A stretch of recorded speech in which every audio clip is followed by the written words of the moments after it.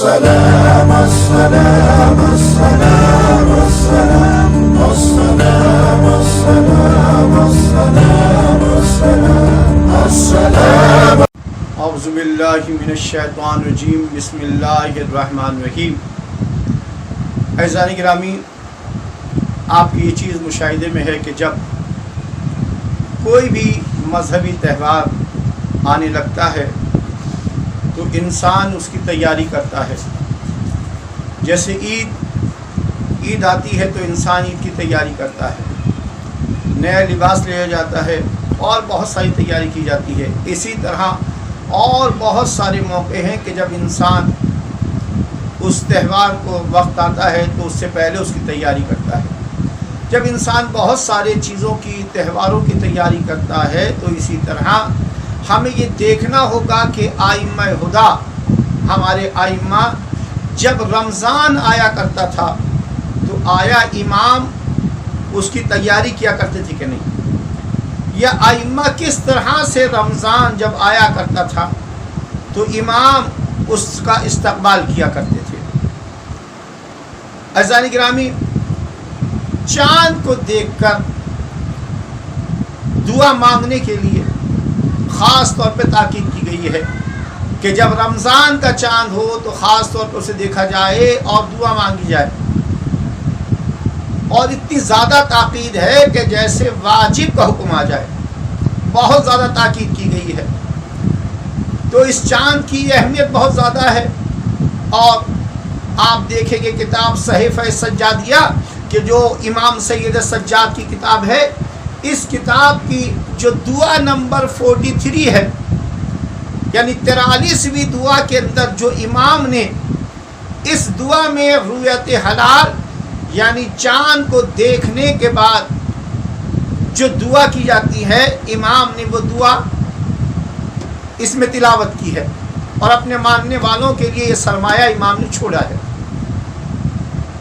اور عزیزان گرامی، جب انسان چاند دیکھے تو چاند دیکھنے کے بعد لازمی طور پر اسے کچھ عمل کرنا چاہیے.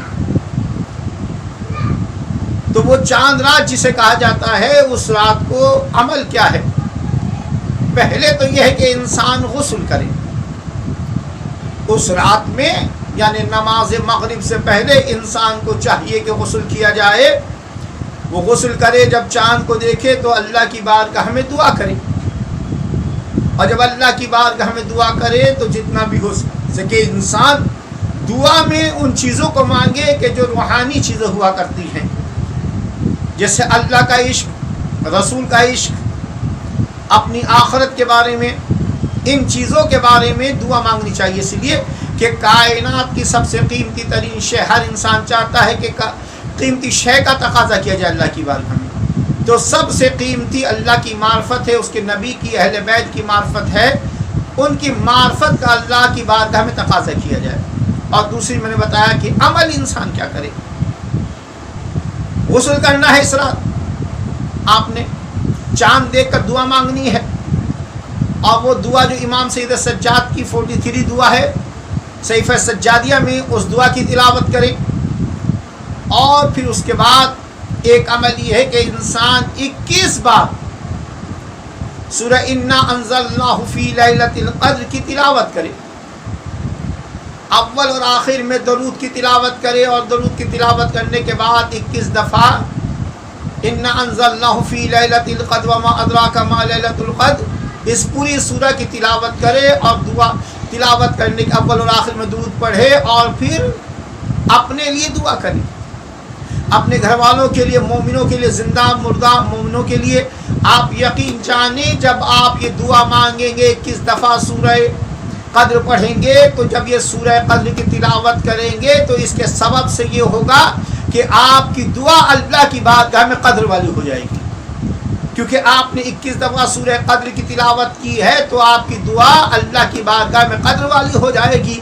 اور اس دعا کی برکت یہ ہوگی کہ اگر آپ سال بھر کا رزق مانگنا چاہتے ہیں، اگر صحت مانگنا چاہتے ہیں، زندگی مانگنا چاہتے ہیں، پریشانی کو دور کرنا چاہتے ہیں، ہر قسم کی دعائیں اللہ کی بارگاہ میں مستجاب ہوا کرتی ہے، قبول ہوا کرتی ہیں، لیکن شرط یہ ہے خلوص دل کے ساتھ، یقین کے ساتھ، پوری توجہ کے ساتھ، دل جمی کے ساتھ اپنے خالق اور مالک کی طرف رابطہ کیا جائے اور انسان دل کی گہرائی سے اس سے دعا کرے، 21 دفعہ سورہ قدر کی تلاوت کرے تو اللہ اس کے لیے رزق کے دروازے کھول دیتا ہے، اور یقین جاننے کے ہر طرح کا رزق اسے ملا کرتا ہے، اور پورے سال اسے رزق ملا کرتا ہے۔ فقط یہ کھانا رزق نہیں ہے عزیزوں، یہ تو بدن کی خوراک رزق ہے، ایک روح ہے اس کی خوراک بھی کچھ ہے، وہ بھی رزق ملا کرتا ہے۔ یعنی جو بھی رزق کی اقسام ہیں اللہ اسے دیا کرتا ہے، جو سورہ قدر کی 21 دفعہ تلاوت کرتا ہے، فقط ایک دن کے لیے، ایک مہینے کے لیے نہیں، بلکہ پورا سال اللہ کا رزق اس پہ برستا ہی چلا جاتا ہے،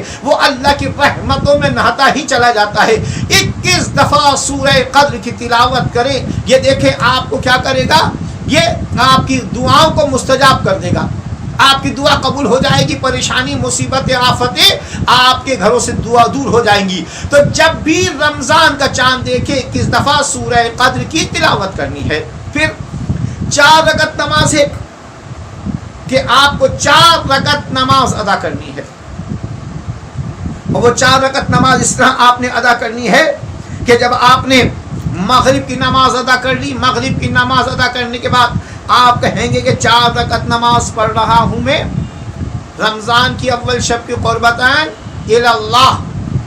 تو اس کا طریقہ یہ ہے کہ جب آپ یہ دعا کر نماز پڑھیں تو سورہ فاتحہ کے بعد ہر رکعت میں، یعنی 4 رکعت نماز ہے، چاروں رکعت میں سورہ فاتحہ کے بعد آپ کو 15 دفعہ سورہ توحید پڑھنی ہے، قل واللہ احد اللہ الصمد لم یلد ولم یولد ولم یکن لہ کفوا احد۔ آپ کو اس کی تلاوت کرنی ہے، یہ 4 رکعت نماز ہے کہ ہر رکعت میں سورہ توحید 15 دفعہ تلاوت کرنی ہے، یعنی 4 رکعت میں 15 15 30 اور 30 اور 30 60، یعنی 60 دفعہ 4 رکعت نماز میں آپ نے سورہ توحید کی تلاوت کرنی ہے۔ پھر اللہ کی بارگاہ میں دعا کرنی ہے۔ آپ یقین جان لیں ادھر نماز تمام ہوگی اور آپ کی دعا اللہ کی بارگاہ میں آپ کریں گے تو پروردگار جیسے یہ رمضان آیا ہے اپنی رحمت کے دروازے کھول دیے، اسی طرح پروردگار اپنے رزق کے دروازے، اپنی رحمت کے دروازے اور آپ پہ رحمتوں اور برکتوں کے دروازوں کو کھول دے گا۔ فقط اس رمضان میں نہیں، آنے والے رمضان تک آپ کی زندگی، آپ کی سانسیں، آپ کا رزق، آپ کا مقام، آپ کی عظمت، اللہ پروردگار یہ تمام کی تمام چیزیں آپ کو عنایت کرے گا اور اپنا خاص لطف و کرم آپ کے شامل حال کر دے گا۔ یہ اسی انسان کو انعامات ملیں گے جو اپنی توجہ اپنے خالق اور مالک کی طرف کرے گا اور اس رات کے چاند کو دیکھ کر وہ وقت کو ضائع نہیں کرے گا بلکہ اللہ کی بارگاہ میں ہاتھوں کو پھیلا دے گا۔ اللہ کہے گا بندے تو نے مجھے یاد کیا ہے، اب میں تجھے فراموش نہیں کروں گا، تیرے اوپر اپنی رحمتوں کے دروازے کھول دوں گا۔ تو اللہ کی بارگاہ میں یہی دعا ہے پروردگار ہم رمضان کے چاند کو صحیح طرح درک کرنے اور اس میں دعا کرنے اور پروردگار تیری خاص رحمتیں ہم سب کے شامل حال ہو جائیں۔ پروردگار اس طرح سے عمل کرنے کی ہم سب کو توفیق عنایت فرما اور خلوص دل کے ساتھ تیری بارگاہ میں دعا کرنے کی توفیق عنایت فرما۔ والسلام علیکم ورحمۃ اللہ وبرکاتہ۔